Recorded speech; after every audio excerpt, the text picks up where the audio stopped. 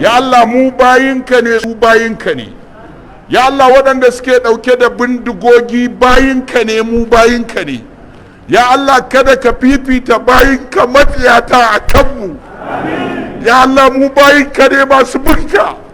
Allah duk wanda yake so ya cuce mu Allah ka bada magani, ba mu da kowa wallahi sai Allah, ɗan arewa bai da kowa sai Allah.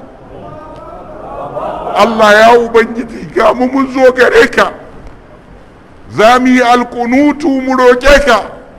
Allah ka tausaya wa marayun nan da ake mayar da su marayu babu dalili. Allah ka tausaya wa waɗannan mata da ake mai da su zawarawa a ƙasar nan. Ya Allah ba mu da abin da za mu baka, ya Allah ba wanda za mu kai kuka gare shi sai kai. Ya Allah ka tausaya mana, Allah ka tausaya mana.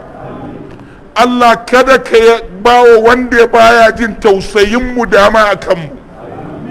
Allah ka taimaki masu tausayinmu. Allah ka taimaki waɗanda suke so wannan abu ya ƙare amma ba su san yadda za su yi ya ƙare ba.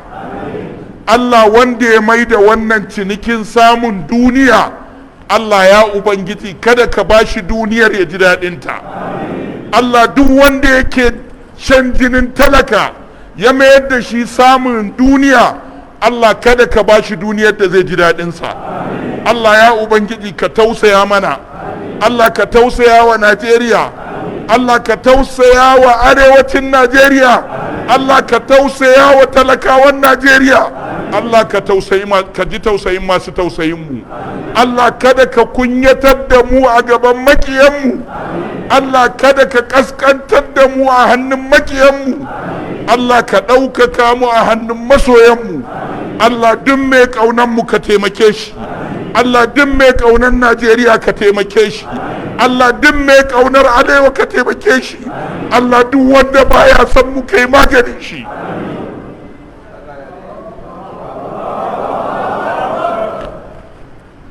Addu'a muka yi, na ce muku ba lokacin aikawa da sako ba ne, amma ita addu'a ma ai sako ce.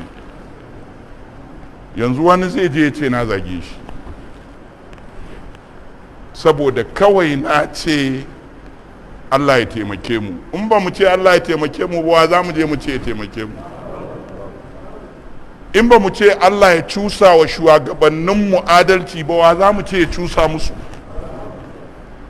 Duk wani shugaba da ka ga bai ji daɗi ba don mun ce Allah ya cusa masa adalci to baya son adalcin ne. Daka waɗanda suke so su yi mana adalci Allah zai taimake su.